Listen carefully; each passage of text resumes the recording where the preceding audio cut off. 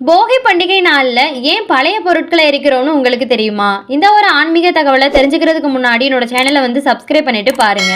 அப்படியே உங்களுக்கு எந்த கடவுள் பிடிக்கும்னு எனக்கு கமெண்ட்ல சொல்லுங்க.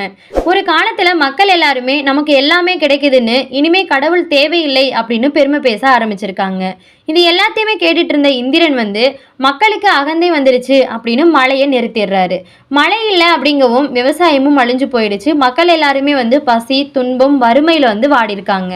அப்பதான் மக்கள் எல்லாரும் உணர்றாங்க, நம்ம பண்ணினது தவறு, நம்மளோட அகந்தையினால தான் இன்னைக்கு நம்ம இந்த நிலைமையில இருக்கோம் அப்படின்னு உணர்ந்திருக்காங்க.